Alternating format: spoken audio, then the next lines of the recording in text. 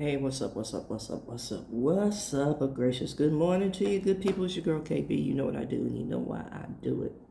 It's Tuesday morning. It's November 4th, and it is 3:05 in the a.m. I wanted to get into something. Let me see if I can pull this quote back up. It's a very interesting quote. I think you guys will follow me on this one. Just a second here. It's a Bob Marley quote. Yeah. Yesterday I used a lot of quotes, and today I'm going to use a quote. Pardon me while I sip my tea. You can hear my voice. Straight ginger tea. Yum. And most of you would be appalled at my breakfast. That was my break between videos. I had a little nosh. Yeah, I said it. I had a little nosh. Anywho, I don't know how many of you rock with Jack, but I do, and for whatever reason, I think they sprinkle crack on their tacos. That's what I had for breakfast. Jack in the Box tacos. Yeah. Some days I eat like I still think I'm 20. Or I eat like a raccoon with a tapeworm. You know, a little trash bandit. I love cold pizza. But you didn't log on to hear any of that madness. My madness. I'm going to share something with you along with this Bob Marley quote. It says, "The biggest coward is the man who awakens a woman's love with no intentions of loving her." And I'm going to apply that statement in a different kind of application. I'm going to apply it to same gender loving folks, the alphabet community, because I'm locked in this algorithm, and I don't mind being in this algorithm. As a matter of fact, I quite enjoy this algorithm because I read the comments. I hear the person's story, and then I read the comments. And most of what I'm looking at, what I'm reading, what I'm seeing is sisters looking for love. And then the comments really apply to this quote. And to my sisters who are genuinely seeking, I'm going to say you're going to get, for the most part, a disingenuous presentation on this medium, on this platform. You know, not saying that meeting in person is going to be that much better. People show you what you want to see. So I'm going to say take a little time, use discernment, feel the situation out.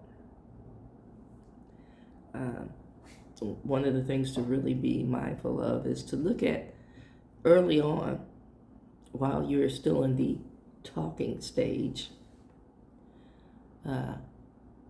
look at the level of disagreements. Now, two different people, two different walks of life, most likely, two different perspectives on things. You're going to have some disagreements. I want you to pay attention to the level of conversation, how that is approached, why a person believes what they believe. Can they articulate that? And I'm talking from experience, y'all. I met an individual. This is back in the day. I met an individual online and had 14 amazing years with this individual. And they went home to be with the Lord some years back, and I've been unhappily single and happily single ever since. And I say both because, yes, it's been both. Yes, I attempted to enter the dating pool on a couple of occasions. One individual attempted to treat me, how do I put this politely? I'm just gonna put it out here and let you decipher, and I'm begging your apologies in advance. One particular person tried to treat me like the term is F-boy, in this case F-girl, and I'm not that person. I'm not going to play that role. You know, I believe in calling a thing, and you know, not riding with something for my creature comforts. And this individual had some material wealth. And that's how they identified. And I'm like, that doesn't mean anything to me, because that can be taken in the twinkling of an eye, you know. But you're very impressed with this, and this is how you define yourself, and that doesn't work for me. And this person was also, I want to say, very immature. In that, you know, they were one of those people who like to do loud performances when they disagree, and the show was for their friends, and I didn't appreciate that at all. I don't do loud confrontation. I walk away from that kind of showy, show out silliness.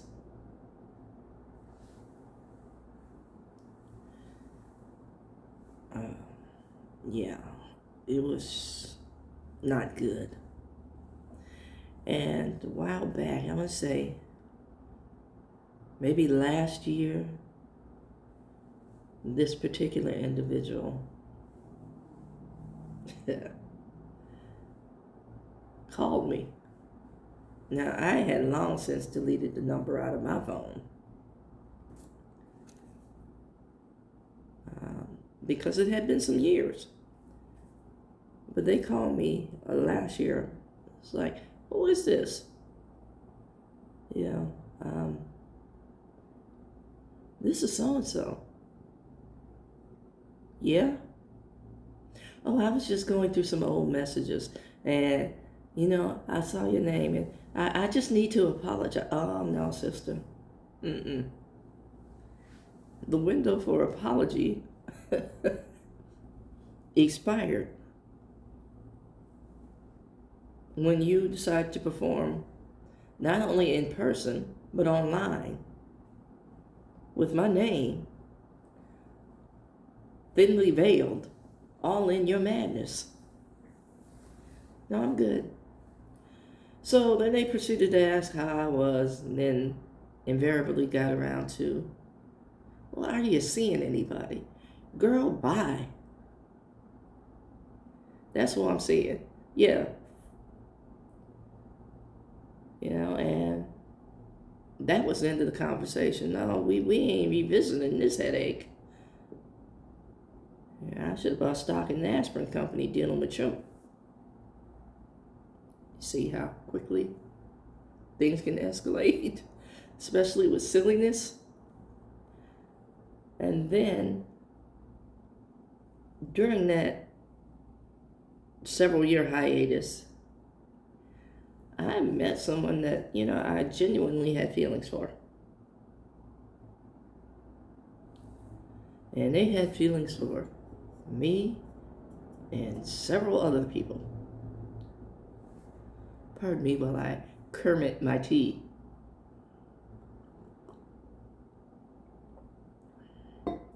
And this particular individual was a professional gaslighter. Now, I know this word is all over the internet, narcissist,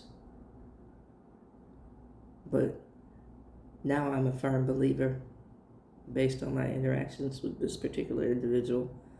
Yeah, they do exist, and the damage is long lasting, even though you know it's there. It's like breaking a bone. Even though you know you broke this bone and it's technically healed, you still favor where the damage is. And that's what you get from dealing with a narcissist. So, saying all this to say, to my sisters who are looking for love on the internet, it happens. It can be magical.